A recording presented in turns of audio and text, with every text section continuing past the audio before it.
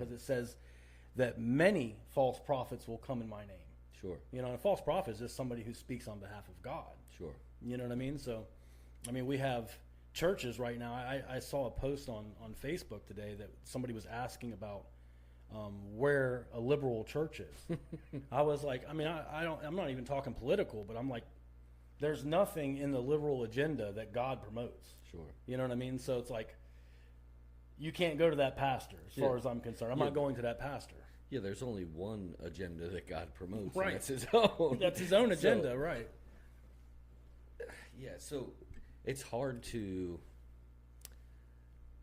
narrow down who exactly is going to be in your godly counsel, then is what you're saying.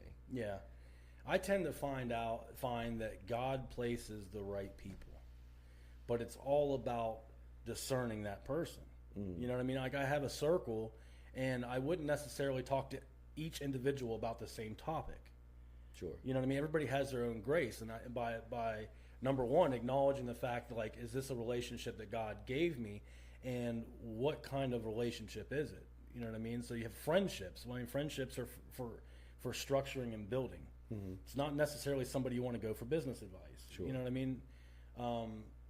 So I you know, it's really about a lot of discernment. You know, just this discerning what each person and individual in your life is bringing to the table, and also on the other flip side of that, what you're called to bring to them. You know? Yeah, it's not always about taking from that counsel. It's also about giving to that counsel as well. Yeah. So, and then being patient, waiting on him, because he doesn't always give answers right away either. He doesn't. Yeah. No. Sometimes he doesn't give answers at all. Sure. I know people that have been asking the same question for years. Yeah. You know what I mean? And no answer. And, you know, I've heard people say that if God doesn't give you an answer, he probably already answered you. And I don't know if that's true or not. Ooh. You know, but there, I mean, I am learning that there's a lot of answers in that book that we're so lazy that we don't know it. You know what I mean? Some of them are very easy because the scriptures are spoken about so much. You know, like I heard somebody say one time that, you know, the scripture that says, you know, I can do all things through Christ that strengthens me. Well, there's another little joke scripture that says I can do all things through a scripture taken out of context. Oh.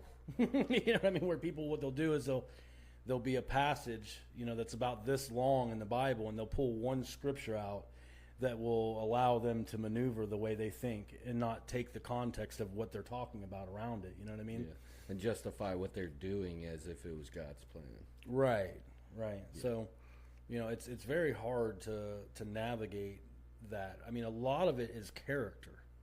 So, you know, to be a Christian without character and is a dangerous thing, because there are Christians that are, you know, that have been caught molesting children. There's Christians that have been caught in adultery. You know what I mean? So, like, that's not necessarily a servanthood issue, because they still were serving the Lord with zeal and passion, but because of their lack of character, they weren't able to stay in that position. You know what I mean? Sure. So a lot of it's character. So it's like you allow the Lord to work with you, and you use the scriptures to develop a character, and that character keeps you safe on your path. You know what I mean? Because you have these values that you won't break. Right. You know what I mean? So that's like a very safe place.